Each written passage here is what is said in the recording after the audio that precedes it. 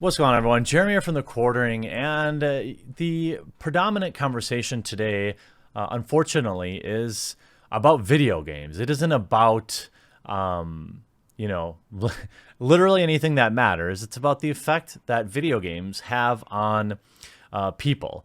It is devoid of fact. It is demonstrably false, and it's really sad to see people at the highest level of our government now parroting the old 90s hysteria around video games. You know, the entire world has video games, but for some reason in the United States, video games controls our young boys. I thought rather than pay any mind to the situations that happened this weekend, because I am a firm believer that you don't magnify these losers. You don't make them famous. I think there is definitely evidence that suggests doing so leads to more inspiration. So rather than that, I figured I would focus on something that I think is productive to explain the best I can to people who are interested or people who want to maybe educate other people in terms of video games and their effects on people. Try to be positive and do something productive with this. We all know the narrative that's going around right now about video games, but do you know how to have a conversation around this with your boomer parents, with people that watch the news anymore? Because quite honestly, most people that are enjoying video games these days aren't spending any time watching any mainstream media channels. They're not exposed to this narrative, yet a huge portion of the population is. And it's important that you know how to have a conversation with these people because they are in many ways scared. They're always scared. And that's what the news feeds them. More things to be scared about. Tune in at 6. What's in your fridge that could end you tonight at 9? All this type of advertising is meant to keep you tuned in and consuming their commercials. You are not their best interest. Their advertisers are. Keeping you scared and coming back is exactly what their business model needs. So when talking to these people, I think there's a few important things that you need to understand. First of all, logical fallacies. There are many different logical fallacies. You may have heard some of the terminology like a slippery slope. For example, once all weapon owners have registered their firearms, the government will know exactly from whom to confiscate them. If we legalize herb, then they're going to legalize heroin or something like that. There's also a straw man argument. This is something that we most commonly interact with in the video game world with certified blue check marks. This fallacy, of course, involves arguing against a distorted, exaggerated, or otherwise misrepresented version of the original argument. Essentially, you'll find when having a conversation with somebody, particularly about a touchy subject or something where the intersection of video games and politics match, you'll find yourself defending a position that you never had, or you'll find yourself looking at some virtue signaling post by some corporation using some mythical argument that nobody has. Here's an example. Person A, I support the separation between church and state. Person B, so you support the godliness, atheist communism? See how well that worked out in Russia, China, Cuba? That's again, not the argument that you make. Or you can also have things like ad hominem, where you're having a conversation with somebody and they're attacking the person and not the idea. This is obviously extremely common in terms of social media. There's all sorts of things. There's appeal to majority ad populum, which is to say just because the majority of people believe something means it's right. If this were true, the earth would be flat during the 1500s or whatever the case may be. Then there's, of course, ad hoc. This would be usually added in an argument to shore up some sort of shaky premise. Technically, it's not a true logical fallacy. That is not an error in reasoning. per se, but an explanation might go like this. Yolanda says, if you take these 4 tablets of vitamin C every day, you'll never get a cold. Juanita says, I tried that last year for several months and I still got a cold. Yolanda, well, I bet you bought some bad tablets. This is a type of issue. And then the most important one, the one I want to talk about today, is the non sequitur. In a technical sense, all logical fallacies are variations of a non sequitur. Latin for does not follow. This is because their conclusions do not logically follow their premise. An example, thousands of Americans have seen lights in the night sky which they could not identify. This proves the existence of life on other planets. Or, Joe lives in a big building, so his apartment must be huge. Which brings us to and I promise I'm going somewhere with this, the biggest problem with the video game argument narrative going on today in the media, which is appalling. It is the logical fallacy of correlation does not imply causation. It is defined as, of course, in statistics, the phrase correlation does not imply causation refers to the inability to legitimately deduce a cause and effect relationship between 2 variables. In this case, video games and what people might do of a horrible nature. Solely on the basis of an observed association. You could say, he drank water and then this person he drank water and did a horrible thing. I also drink water. I must also do this horrible thing. It is the most common argument I see, especially when it comes to video games and their effect on people. But the definition continues. The complementary idea that correlation implies causation is an example of questionable cause logical fallacy, in which 2 events occurring together are taken to have established a cause and effect relationship. I think the Super Bowl and the stock market is one of those things. This is a fallacy also known as the Latin phrase cum hoc ergo propter hoc. With this, therefore, because of this. This differs from the fallacy known as post hoc, after this, therefore, because of this, in which an event following another is seen as a necessary consequence for the former. It's a widely studied example. There's widely studied examples, and with any logical fallacy, identifying the reason behind the argument is flawed does not necessarily imply the resulting conclusion is fake. Again, yes, we both drank water, and I might be more likely to do something, but it's not because I also drank water.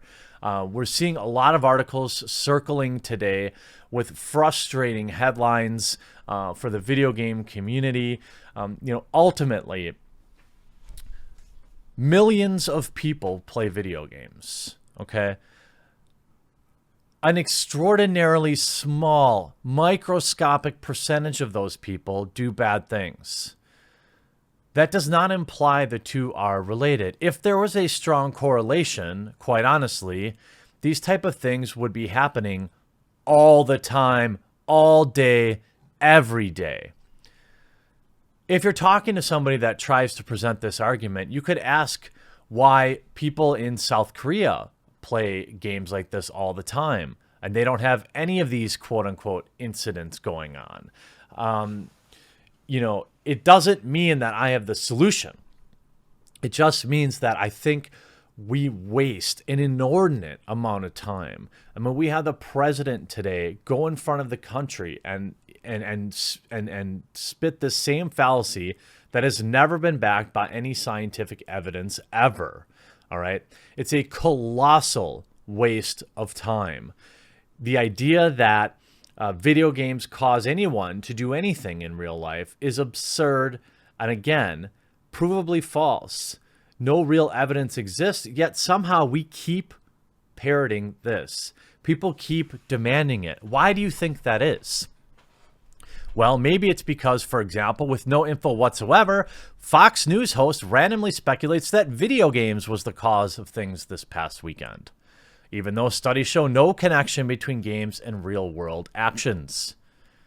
Dear television newscasters of the world, do not do what host John Scott did this afternoon while reporting on the incident. Scott wonders if, quote, these guys were raised on a diet of video games, if they were actually started doing these things because of video games. I mean, the guy he was talking to, Ted Williams, asked to respond to this blind stab at speculation. Wisely points out that it's way too soon to guess why the person did what they did. He also pointed out that it's extraordinarily rare that video game players act out like this. As I'm writing this blog post, another talking head has come on Fox News Channel to blame it on Fortnite and bad parenting.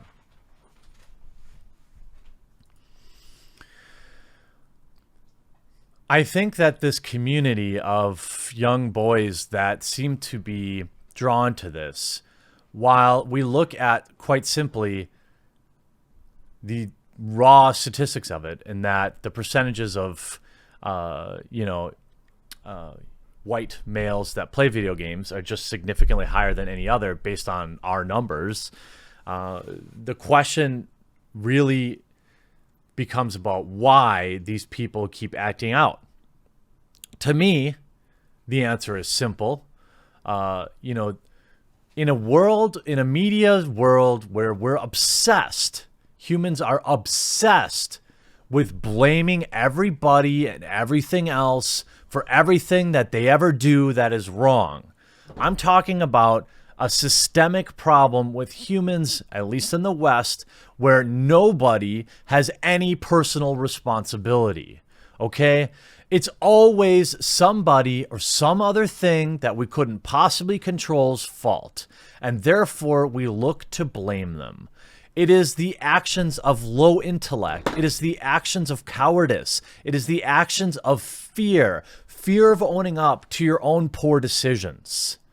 When you're talking to somebody and they want to blame video games for somebody doing something they don't like, they have outed themselves as the type of person who is more likely to accept something with zero statistical evidence controlling the minds of youths than the fact that these people might have bared some personal responsibility. Maybe the parents ignored warning signs. Maybe the parents spent very little time with these children. Maybe it's their fault.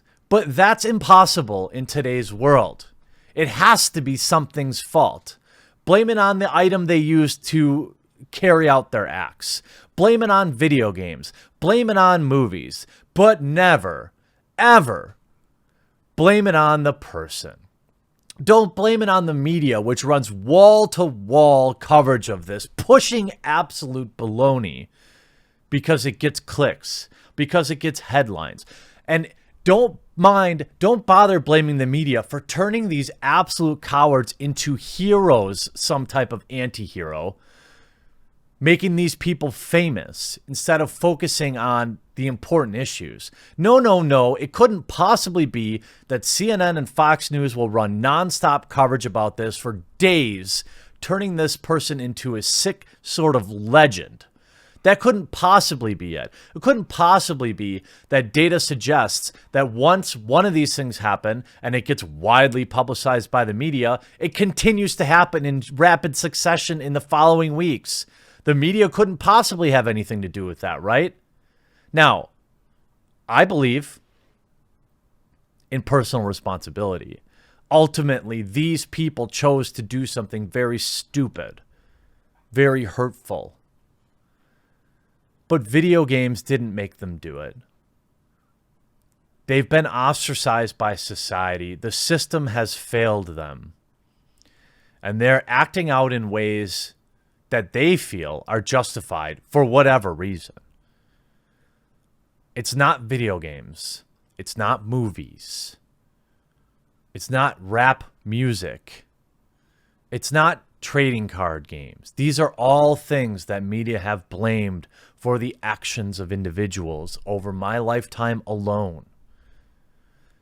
Individual responsibility is the only thing that matters. We need to look at the system that has left these people behind.